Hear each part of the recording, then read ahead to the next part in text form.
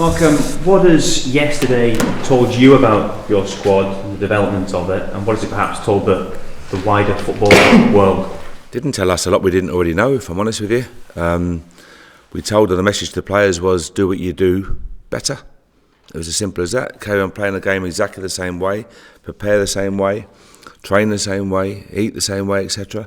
and just do what you do. But you're playing against the number one team in the country, so just do it better. So what we actually learned about the team was nothing that we didn't already know. I think what it told the wider country was that the gap from the top championship to top premiership is far closer than many imagine. And some of the stories being written pre-game about cricket scores and drubbings and were wildly inaccurate, to be very polite to them. Would you accept that you've perhaps raised expectations of your side for next season? No, we know the common sense tells you that there's a gap. I keep referring to it time and time again. There's a gap and our job is to close it. It's really simple. You know, the investment, their experience, you look at the squad, the subs that have been on yesterday, established international players, key players for their respective countries. So there's a gap and we recognise it, we know what we have to do. And we'll add a 4, 5, or depending on what happens on the 21st of May, maybe 6 or 7, depending on the demands, and do what we have to do. But you would expect normally a team that gets promoted to have a little bit of a bedding in period to adjust to life back in the Premiership.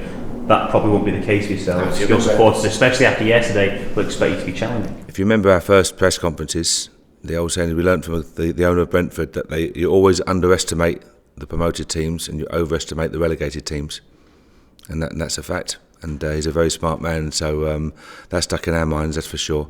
But we're a good team. We are where we are in the Championship. We deserve to be there. The players have won it convincingly, so all credit to them.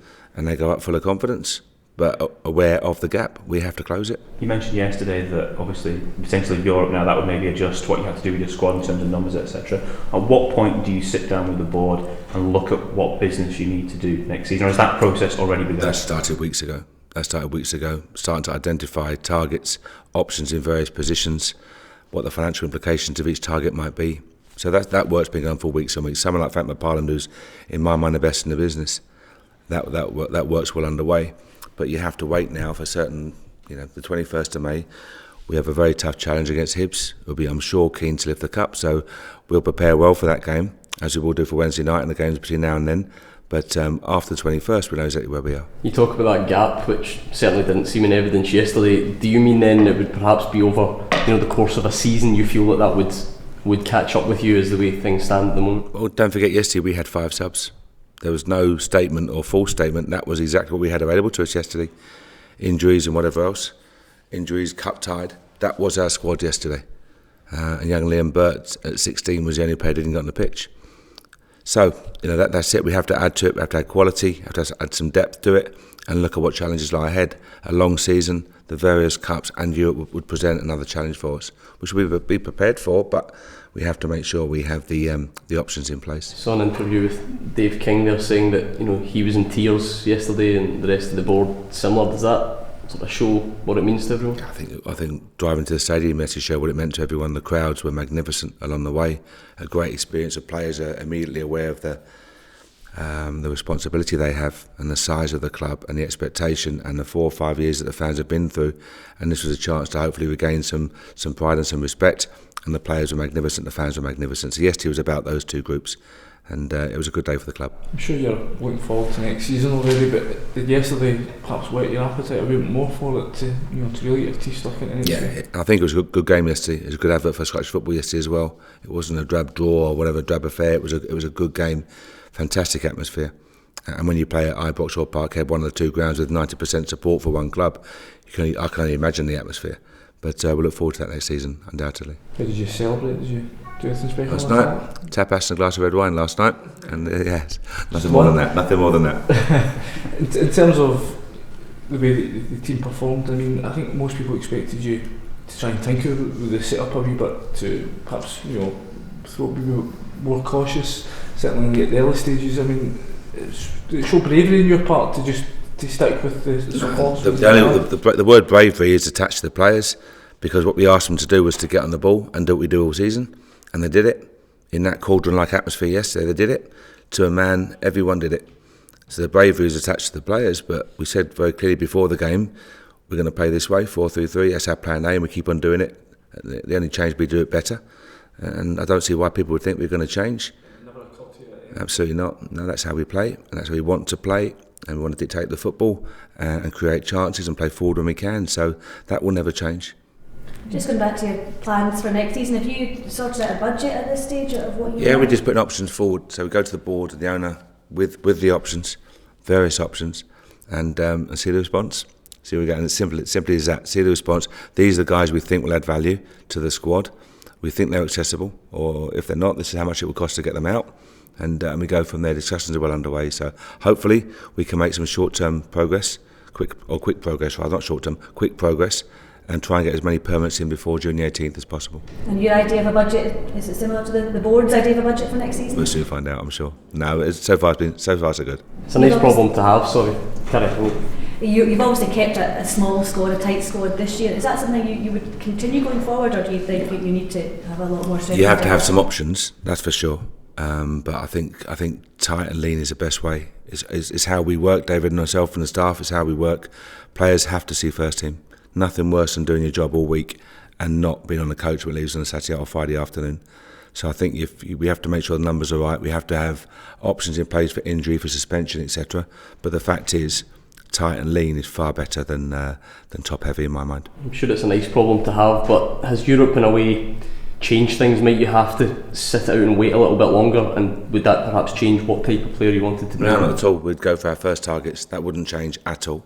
What we'd have to do is add one or two more. If we were successful after 21st of May, on 21st of May, we'd have to look at a bit more depth, possibly. That might be the loan market. That might be taking a loan player with a reason or focus on a particular, challenge, cup, league, etc. But it wouldn't change our immediate targets.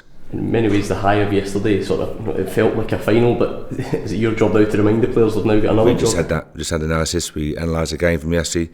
We were brave getting started. We pressed really well. We showed good examples, but we've won nothing yet.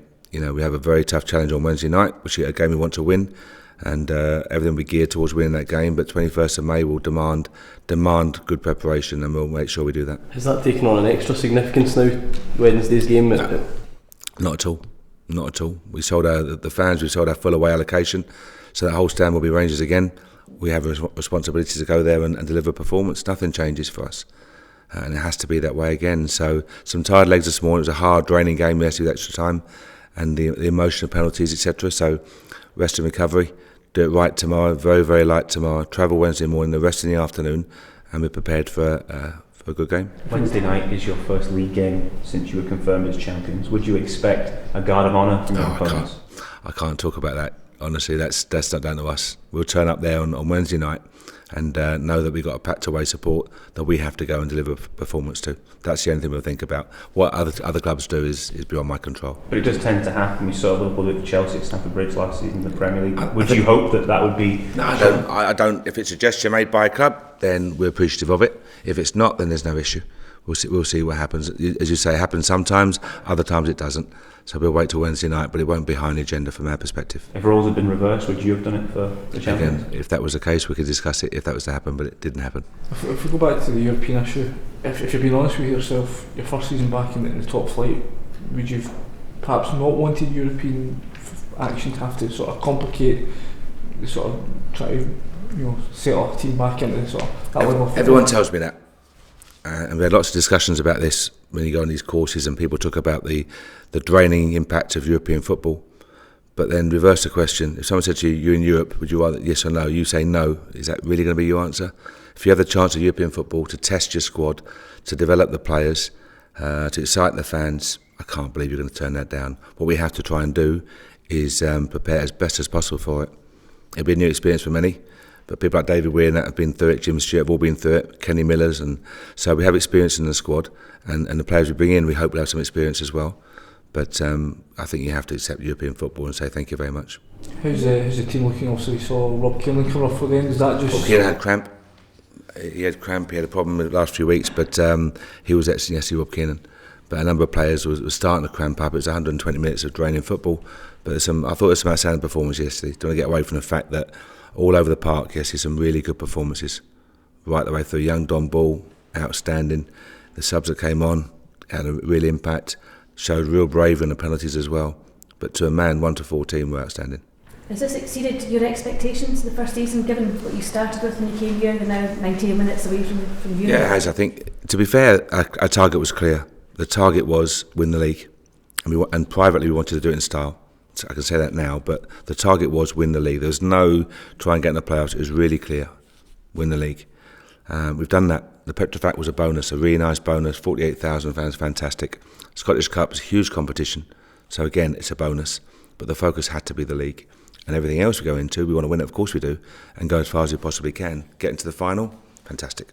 Now we enjoy that. We enjoy that day, prepare well for it. But the real focus had to be win the championship, get the club back in the top flight. And your stock's clearly going to rise now. Are you here for the long haul? It's not about stock. I was asked that question pre-final.